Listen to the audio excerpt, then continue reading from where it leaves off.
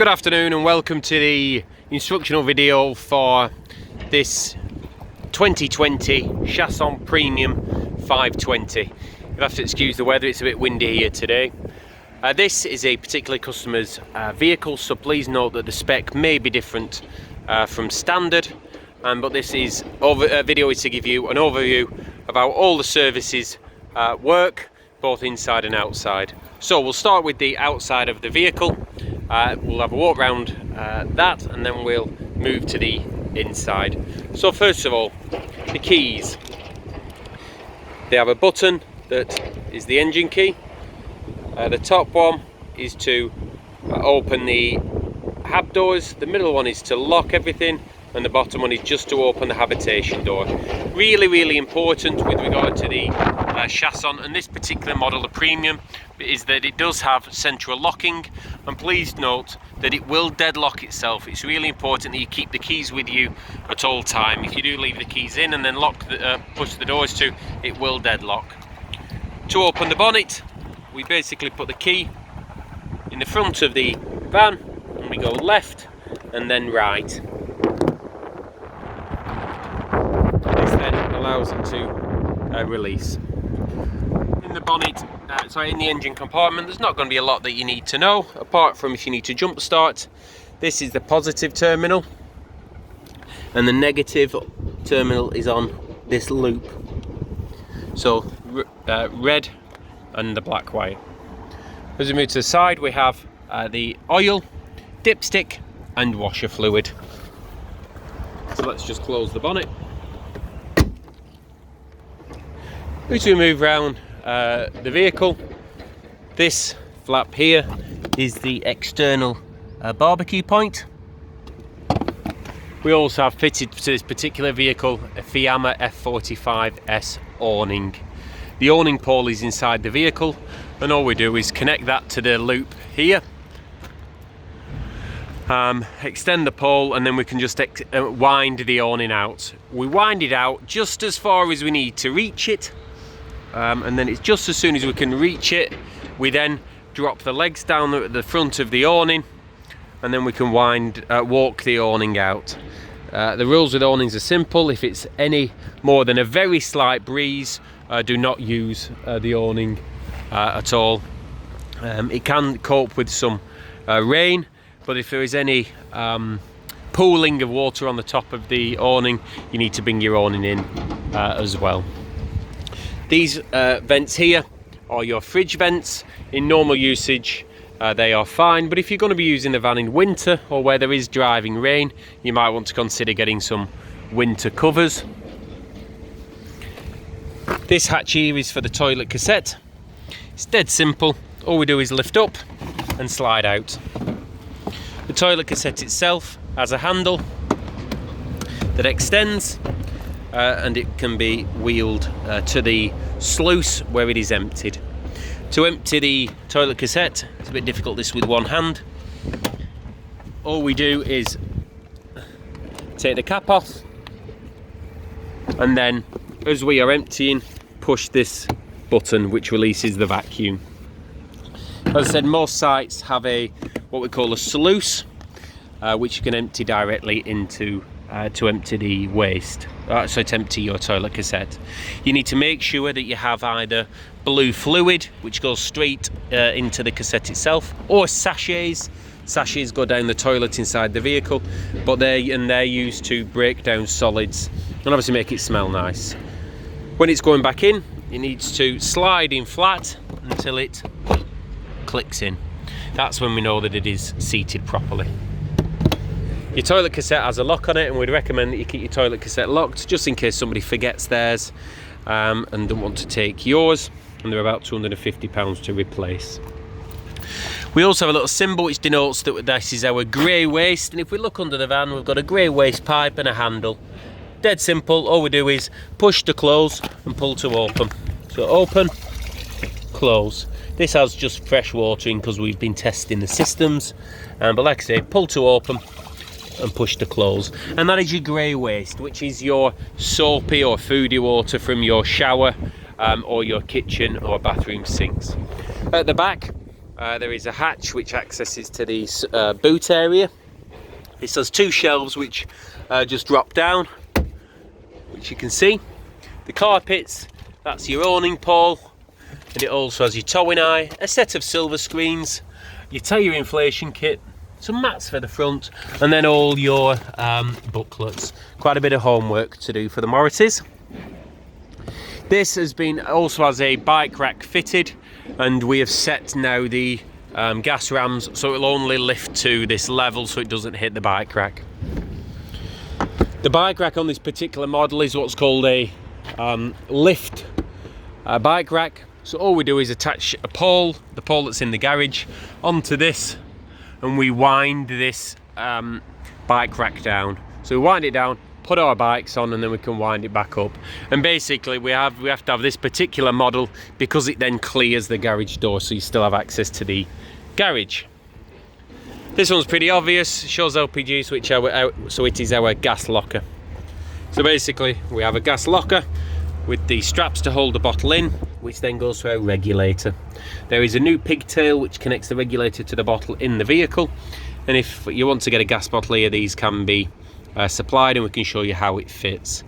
But basically we just make sure we don't cover these holes in case you do have a leak. Gas is heavier, so it will drop down out the van, and make sure we don't store any tools or anything in the gas locker that could have a risk of puncturing the bottle.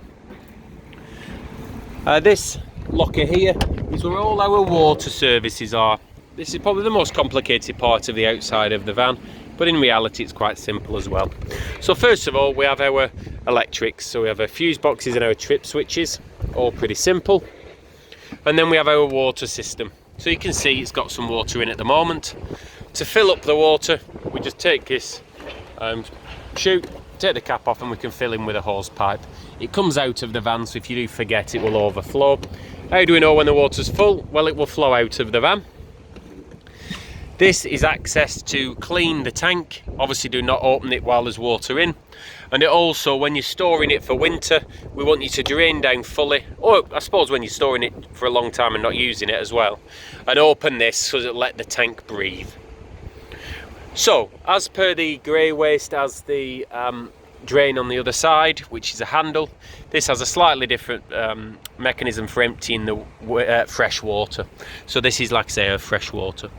So we have two ways to empty the water, and the first one is via this lever, which that allows us to drop it down to what we call travelling water, or to leave 20% of water in the van.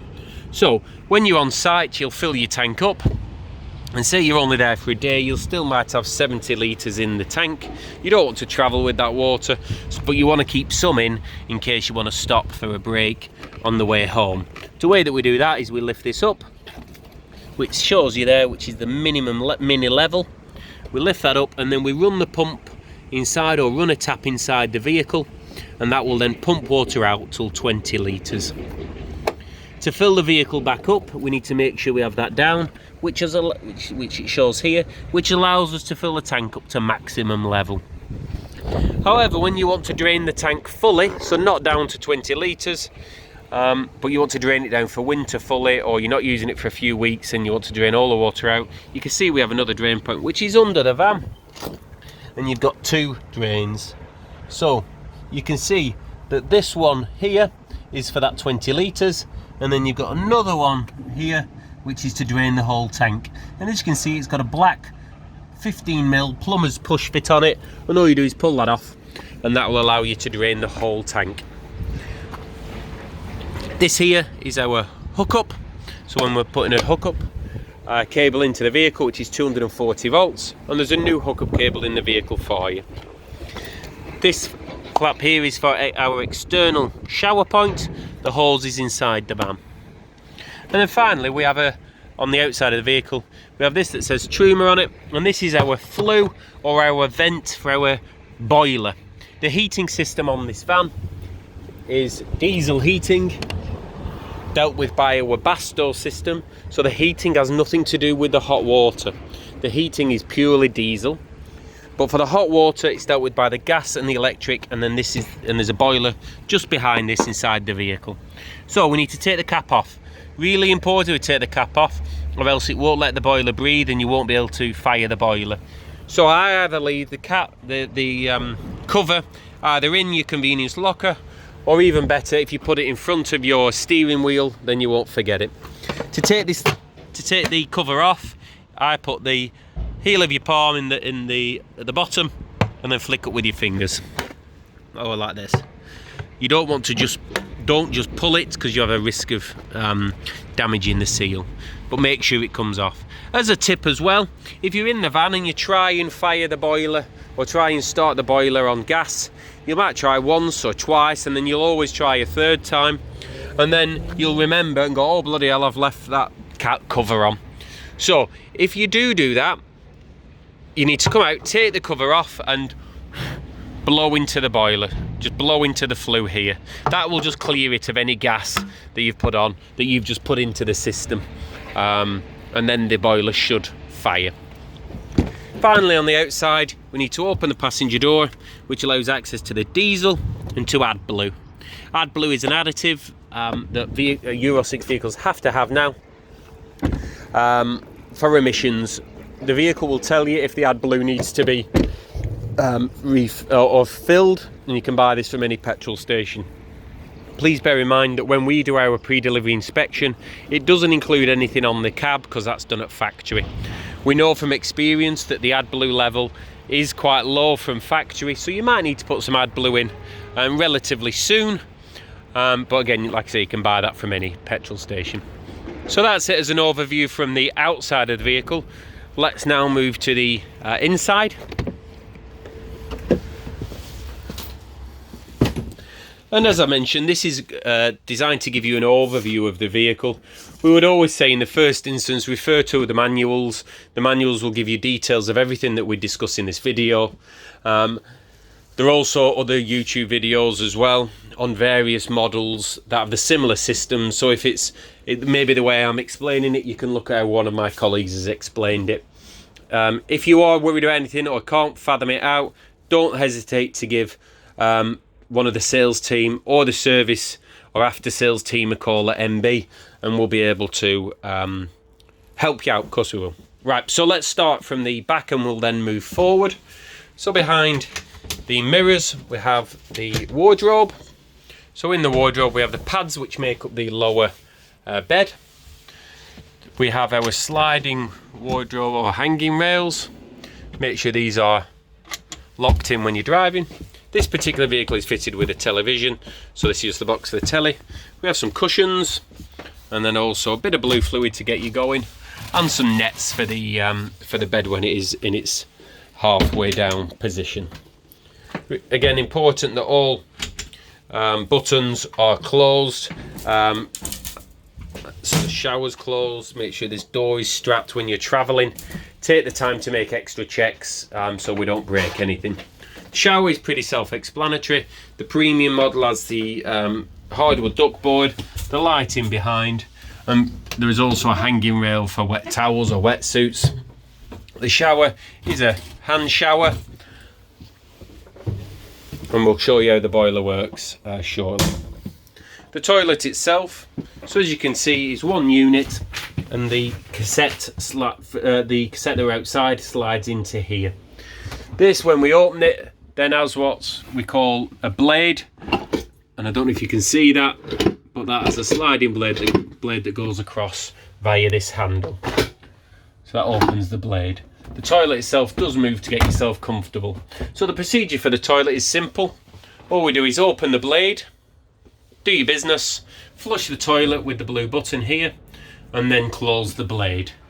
There is also a little indicator to tell you when the toilet cassette is full. Please also note that the blade has to be shut to allow the cassette to come in and out.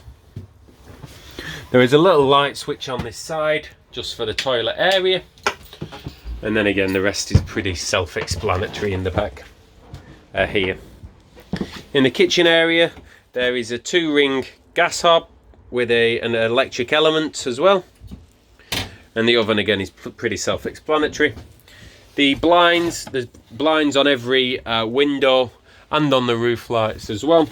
Basically what they do is they drop down sorry, drop down, click into the bottom, and then we squeeze to lift up for the privacy blinds. So I'll just show you that again. So all they do is drop down, click in, and then decide to move up. They're designed to be as light but as strong as possible. Please be careful with the blinds and the rest of the vehicle. If you are heavy-handed, there's a chance you will break something. The windows themselves are just on latches. There's a little button that you push which allows them to release.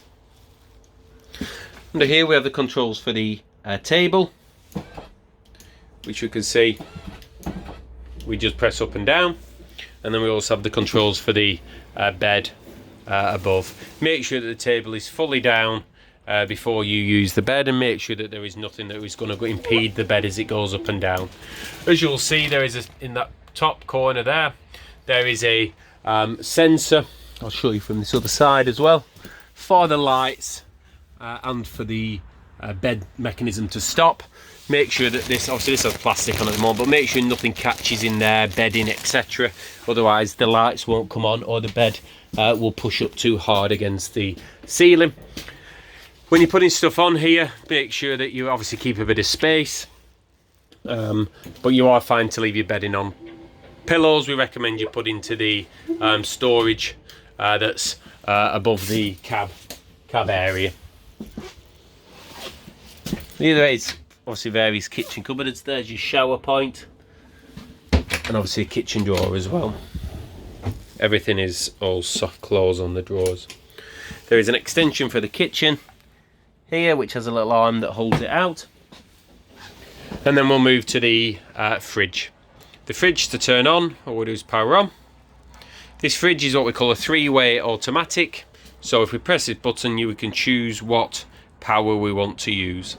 So it'll work off gas when you're wild camping. It'll work on mains when you are hooked up. And it'll also work on 12 volt, which is your leisure battery. But it will only work on 12 volt when the engine is running. But if we press it on A for automatic, it will just do it itself. It will choose the best power source for you, so there's no messing about. And then to turn it off, we just press the power. Obviously the fridge is pretty self-explanatory, and the freezer as well. So for the TV, this particular vehicle is fitted with a TV. This isn't standard. We just push the little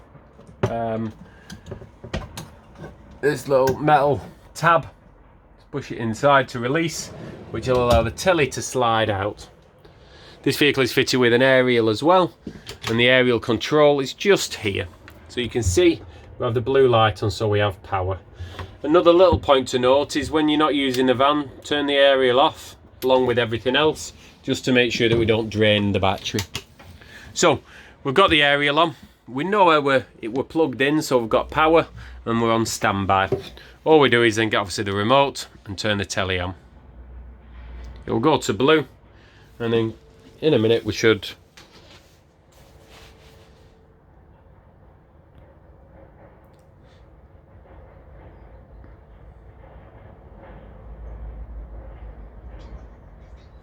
so therefore we have a TV.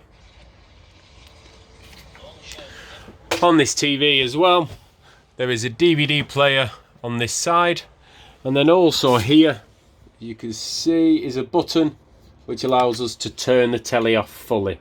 Again, don't leave it on standby because it will drain the battery. Really important when you're traveling is to push the bracket in until you hear a loud click. That means that the telly is locked in. Also make sure that the telly isn't rubbing on the actual vehicle when you're driving. Now let's move to the control panel. Looks complicated, but it's actually really simple. So first of all, we have power. We need to keep the power on if we obviously want to use the vehicle, which allows us to use the 12 volt. Then we have lights. The lights actually are also connected up to the 12 volt system. So for you to use the bed, we have to have the lights on. So we can turn the lights off from various light switches around and about, but make sure the light button's on up here. We have the pump for water. We have this button, which is our awning light. This is my leisure battery voltage. This is my engine battery voltage. This one is your fresh water. which again we've seen that has quite a bit of water in. And then this button is for the brightness of the screen. So if we hold it, it'll just give you the brightness of this screen so it doesn't keep you awake at night. When the wastewater is full, this button will alert. This control here is for your Webasto heating system. Again, the full controls for this are in the booklets, but it is quite simple. Your Webasto system works by pulling the fuel, having a fuel line from your engine tank into a small diesel generator underneath the passenger side of the vehicle. The simplest way to do it is to turn it to full, which will allow it to go to a warm-up cycle.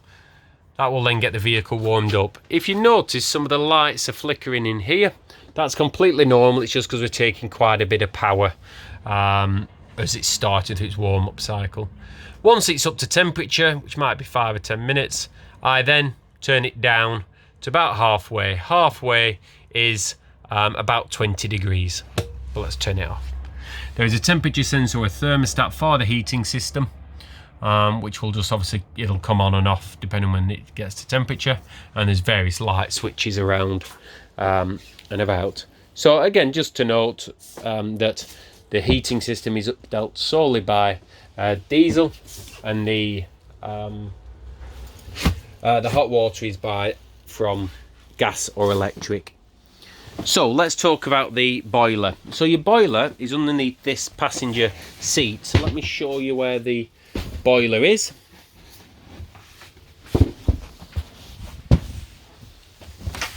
So it's underneath this shelf. So we have the boiler itself, nothing you need to really know with it. And then here we have a toggle switch, which is your boiler drain valve. This is your pump, and then this is the battery charger. So when we are hooked up, this will then allow the leisure battery to charge. So a few things to note about the hot water system, and especially that yellow toggle valve, which is the boiler drain valve.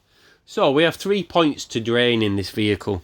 We have our wastewater, which is the handle at the back driver's side on the outside.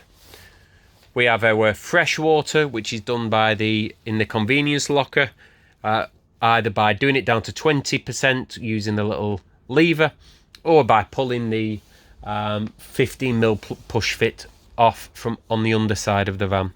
And then finally we have the boiler drain valve, which is next to the boiler. It is really important that you drain all 3 points down in winter. Basically, if we leave water in the boiler and it expands or freezes, there's a chance, or a good chance, it will break the boiler. So it's very important that we drain down that boiler when we're not using it. So controls for the boiler. Like I say, the boiler will work off electric or gas or a mixture of both. I'll show you the controls in a minute, but what we want to do is, before we use the hot water or before we put the boiler on, I want to make sure that it has water in it. And this is called priming the system or purging the system of air. So the easy way to do that is to make sure that there's water in the vehicle. So put some water in the freshwater tank, try and get it filled up.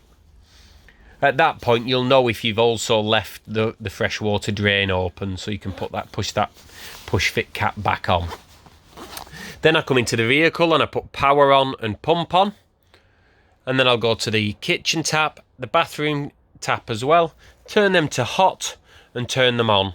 That will pull water from the freshwater tank around the hot water system into the boiler. It will fill the boiler up and then come out of the taps going gla gla gla gla gla, or gurgling. That's because it's purging it of air. Once it runs smooth, I will then turn the taps to cold and I'll do the same so they run smooth as well. Once both taps are running smooth on hot and cold, I can then put my boiler on, because I know I've filled the boiler up with water. And the controls for the boiler are here. So this is for the electric. So we have at the top one, which is 1 kilowatt, and the bottom one, which is 2 kilowatt. So we can just flick up. In the middle position, it's off. So that's for the electric when you're hooked up. For it to work on gas, the controls for the gas are just in the kitchen above here. And we have, again, as it says, 50 degrees or 70 degrees. 50 degrees is often if you just want to wash yourself in the shower, or 70 degrees is if you're going to wash pots and pans, so we can get it hot enough that it kills bacteria. Again, if you need any more clarification, you can have a look on the books or give us a call on that as well. The seats are pretty self-explanatory. They just flick up and you can use those. Your leisure battery is actually stored underneath the passenger seat, and you don't have access to that.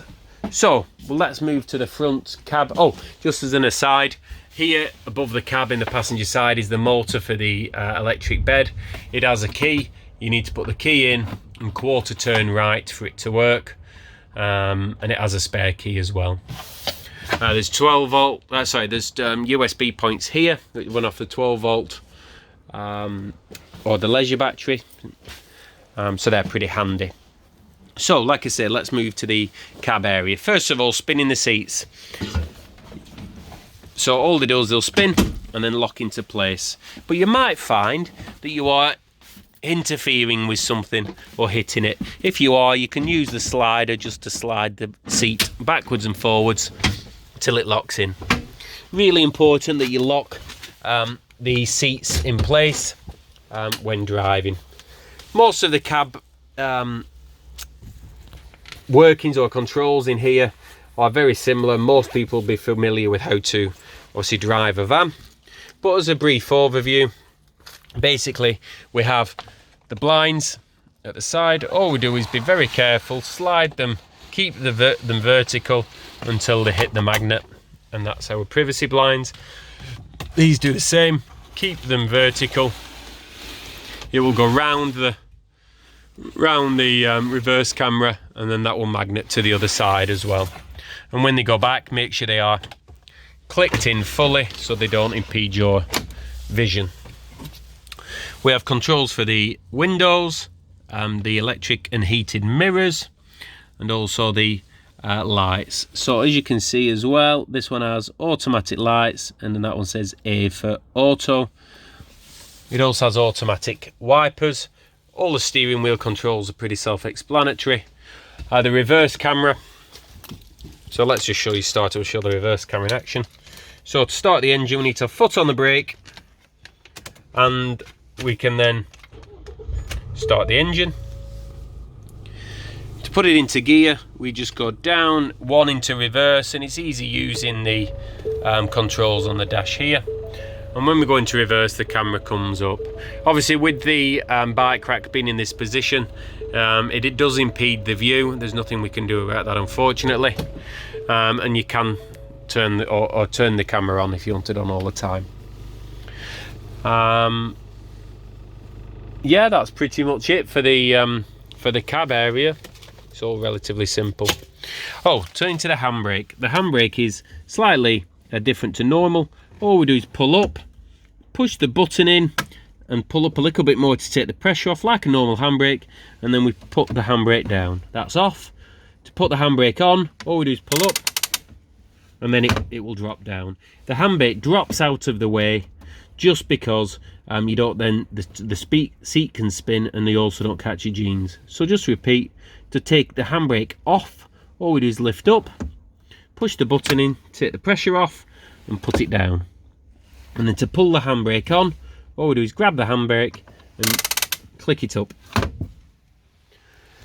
So that's pretty much it for the walk around or the instructional video for the 520.